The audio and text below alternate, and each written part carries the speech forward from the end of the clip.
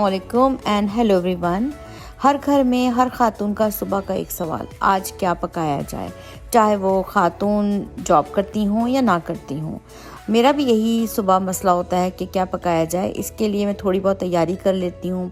मसलन ये कि मेरे पास हमेशा टिक्कों में मसाला लगा हुआ होता है या दाल बनी होती है। आलू भी मैं बॉयल करके उसको पीस के रख लेती हूँ, और या फिर मैं कोई थोड़ी सपोर्टिंग दूसरी चीज़ें बना के रख लेती हूँ, आटा वगैरह गूंद के रख लिया। तो इस तरह से कुछ ना कुछ मेरी हेल्प हो जाती है।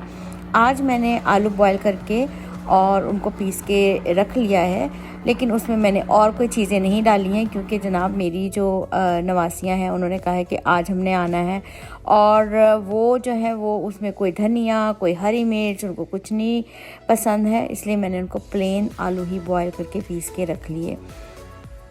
अच्छा, सबसे बड़ी मज़े की बात यह है कि मैंने उनसे कहा हाँ जी आप लोग आ जाएं, क्योंकि वो परेशान हो रही थी और बल्कि एक्साइटेड हो रही थी। परेशानी से ज़्यादा उनकी एक्साइटमेंट थी क्योंकि उनके पास होमवर्क आया हुआ था। तो हमने कहा कोई मसला नहीं, आप होमवर्क लेकर आ जाइए, हम यहीं पे होमवर्क कर लेंगे।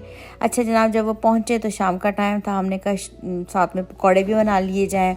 अपनी बेटी को मैंने कहा कि भैया आज आप आई हुई हैं, पकौड़े भी बना लो, क्योंकि अक्सर बेशतर हम इस तरह से ऑयली चीज़ें, डीप फ्राइड चीज़ें नहीं खाते हैं। लेकिन हमने कहा चलो एक दिन ये भी सही। तो उसने जो है वो पकौड़े भी तैयार कर लिए, शाम को चाय भी बन गई और खाने का मसला भी हल हो गया, क्योंकि हमारी नवासी साहिबा को जो अपना होमवर्क करना था, बड़ा एक्साइटेड होमवर्क था। मुझे बहुत हंसी भी आ रही थी और मैंने सोचा आप लोगों के साथ भी शेयर करूं कि कनाडा में जो है होमवर्क और स्कूल की सारी जो प्रिपरेशन है वो क्या हो रही होती हैं, किस तरह से पढ़ाई होती है। Cookies, is this your homework? I think so. We're baking cookies. My teacher gave me this sheet of paper. So anyone is helping you? Yeah, Nurka's helping. Okay, and Amelia is helping you. And we got one. Okay, okay. So we got egg. अंडा यहीं टूट ना जाए जमीन पे गिर के। We got egg and we got like we are copying, but we're like melting the butter.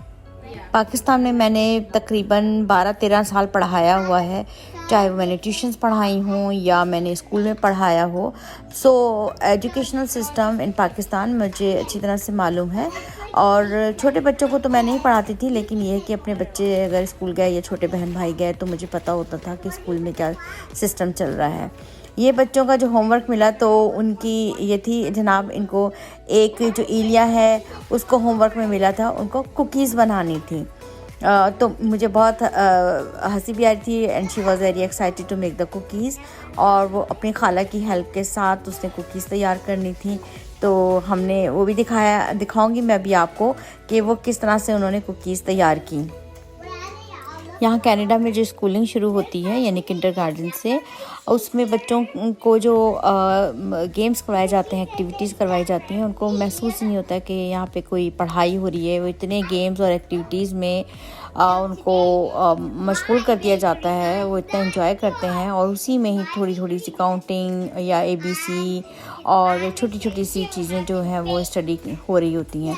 लेकिन बच्चे जो हैं वो अपना खूब इंजॉय करते हैं और इतना ज़्यादा शौक़ से जाते हैं कि उनके ऊपर किसी तरह का प्रेशर नहीं होता है स्टडीज़ का, और छुट्टी करना भी बिल्कुल नहीं चाहते हैं कि वो स्कूल से छुट्टी करें, क्योंकि ये उनका पढ़ने का समझे कि वो नहीं होता कि वो पढ़ाई करने जा रहे हैं, किसी स्कूल में जा रहे हैं। उनको लगता है कि हम गेम्स खेलने जा रहे हैं, तो बिल्कुल भी छुट्टी करना नहीं चाहते, बहुत ही इंजॉय करते हैं स्कूल्स में। वो पेरेंट्स जो पाकिस्तान से आए हुए होते हैं या अदर कंट्रीज़ का, तो खैर मुझे इतना इल्म नहीं है कि उनके कंट्रीज़ में कैसी स्टडीज़ होती है, लेकिन मुझे पाकिस्तान के बारे में तो खैर मालूम है। तो वहाँ से जो आए हुए पाकिस्तानी पेरेंट्स होते हैं, वो जैसे जैसे बच्चे जो हैं वो बड़ी क्लास में जाते हैं, 1 में 2 में 3 में, तो उनको ये महसूस होता है कि जैसे स्टडीज़ जो है वो यहाँ पे नहीं करवाई जा रही है, बच्चों के ऊपर फोकस नहीं हो रहा है, ज़्यादा पढ़ाई नहीं हो रही है।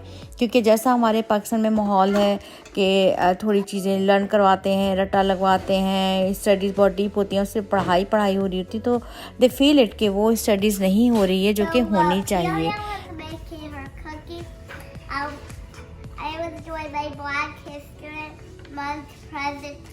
Very good.